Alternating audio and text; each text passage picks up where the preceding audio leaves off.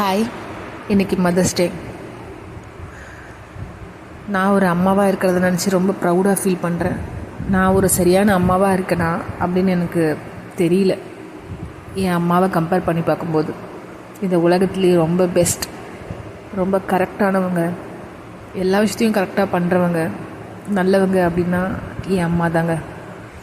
நிறைய நேரங்களில் நான் என்ன தவறு செஞ்சுருந்தாலும், என்ன பிரச்சனை பண்ணியிருந்தாலும், சாப்பிட்டியாம்மா, தூங்கினியாம்மான்னு கேட்குறதுக்கு அம்மாவை தவிர வேறு யாருங்க இருக்கா? தாயோட பாசத்துக்கு எப்பவுமே பஞ்சமே கிடையாதுங்க.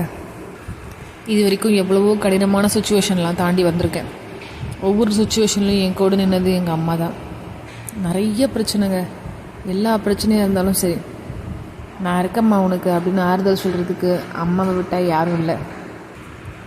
இப்போயும் எனக்கு உடம்பு முடியல அப்படின்னா என்னை உட்கார வச்சு என்னை கேர் பண்ணி பார்த்துப்பாங்க என் அம்மா. ஆனால் அவங்களுக்கு என்னை விட வயசு எவ்வளோ ஜாஸ்தியாக இருக்கும். எவ்வளோ ஜாஸ்தியாக இருந்தாலும் அவங்க தான் வேலை செய்வாங்க. நிறைய நேரம் இது நம்ம லைஃப் தானே, நாம் பார்த்துக்க போகணும், இவங்க ஏன் இவ்வளோ ஸ்ட்ரெயின் பண்ணிக்கிறாங்க அப்படின்னு தோணும். ஆனால் அதெல்லாம் போயிங்க. நம்ம சின்னதாக அடிபட்டு கஷ்டப்பட்டாலும் நம்மளை விட அதிகமாக துடிக்க போகிறது நம்ம அம்மா தான். இது வரைக்கும் அவங்கக்கிட்ட நீ சாப்பிட்டியாம்மா, தூங்கினியாம்மா, கரெக்ட் டைமுக்கு மாத்திரை போட்டியாம்மா இப்படின்னு பெருசாக எந்த வார்த்தையும் கேட்டதில்லை. இனிமேவாவது அதுக்காக கொஞ்சமாக டைம் ஒதுக்குங்க. அம்மா நீங்கள் சாப்பிட்டீங்களா, இப்போ உடம்பு எப்படி இருக்குது, ஹாஸ்பிட்டல் ஏதாவது போகணுமா, இது மாதிரி விஷயங்களை கேளுங்க, அம்மாட்ட பேசுங்க. ஏன்னா தான் தேவைகள் எல்லாத்தையும் அடக்கிக்கிட்டு பசங்களுக்காக மட்டுமே இத்தனை வருஷத்தை கடந்தவங்க அம்மா. 1000 உறவு இருந்தாலும் அம்மா ஒருத்தவங்க இல்லைன்னா நம்ம அனாதை தான். அப்படி அம்மாவுக்கு வலி கொடுத்து பிறந்ததால தான் என்னமோ நமக்கு வலிக்கும் போதெல்லாம் நம்ம அம்மானு கத்துறோம். பாசத்துக்கு அளவுகோலே இல்லை, அவள் தான் அம்மா. சுயநலமே இல்லாத இதையும் எப்பவுமே நம்ம மேலே வெறுப்பு காட்டாதவங்க அம்மா. ஒருவேளை தன் குழந்தை கருவிலே ஊனமாக இருக்குன்னு தெரிஞ்சாலும் அதை பெற்றெடுத்து அதை வளர்க்குறது தான் அம்மா. ஈஸியாக சொல்லிட்டு போயிடலாம், அபார்ஷன் பண்ணிவிடுங்க, இந்த குழந்தை இல்லைன்னா இன்னொரு குழந்தை. ஆனால் ஒரு குழந்தைய அழிக்காமல் அந்த குழந்தைய பெற்றெடுத்து அதுக்கு மனநிலையே சரியில்லைனாலும் அதை வளர்க்குற அம்மாவுக்கு கடவுள் கூட ஈடாக மாட்டார்.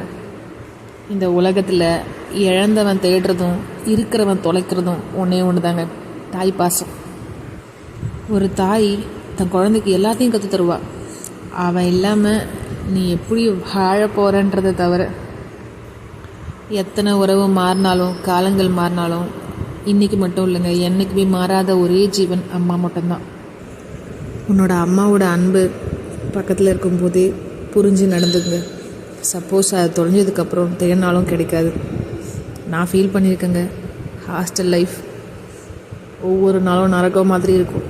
எப்படா அம்மாவை பார்ப்போன்னு இருக்கும், எப்படா அம்மா கையில் ஒரு வாய் ரசம் சாதம் சாப்பிடணும் போல் தோணும். ஸோ இருக்கும்போதே அம்மாவை கேர் பண்ணி பார்த்துங்க. சாப்பிட்டியான்னு கேட்க கூட ஆள் இல்லாமல் போனதுக்கப்புறம் அம்மாவை நினச்சி ஃபீல் பண்ணி ஒன்றும் பிரயோஜனம் இல்லை. Happy mother's day.